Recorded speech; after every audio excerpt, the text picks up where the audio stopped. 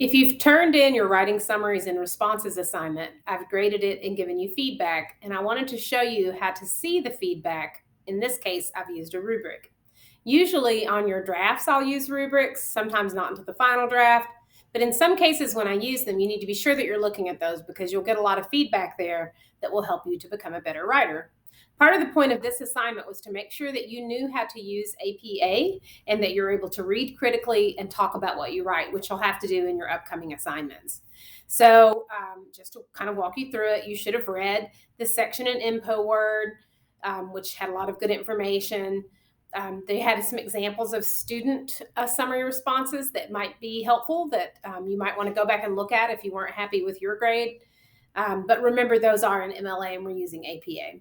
So once you have turned in your assignment, right, you're going to go, I've got this set on student preview, you'll be in the class. And in order to see your feedback, you're going to click on Gradebook.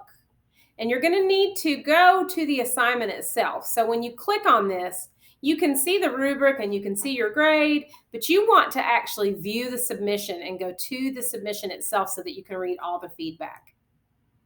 Once you open that up, you can see any comments that I've made. You may have to collapse this panel in order to read them fully. And I know that sometimes it's hard to see what's connected to what. It's something I don't like about Blackboard. But if you click on the comment, it'll sort of pop up the highlighted area to which the comment refers. So once that you've read the feedback in the bubbles, then you want to come over here and it'll just say, be sure and look at the rubric for feedback. And you look at the rubric by clicking here. And you want to do more than just look at what your score was on each part. You want to use this drop-down arrow so that you can read what I expected, right? What was very good? What was okay?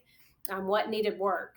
And below each one, there'll be a little note to you personally, right? So in this case, this was just okay. It says in-text citing is good, but you left off the reference page, use citation machine. And then down here, if you had this says to work on clarity. So that's how you look at the feedback that's offered with rubrics. So please be sure that you're doing that. And please be sure that you're always looking for these inline comments. If it's a very short assignment or something where I've just asked you some questions about the info word reading, I may not make these comments, but generally on drafts I will. And a lot of the teaching that I do will take place in those comments. And I spend a lot of time on them, writing things to help you to become a better writer. So please don't ignore them. Please be sure that you're looking at those. Otherwise, you're going to miss a lot of really important teaching, and you're going to not be able to revise your work the way that it should be revised. So if you have any questions about that, please let me know. If you have any questions about your score or about how to look at the rubrics, please let me know. Otherwise, stay warm and keep working.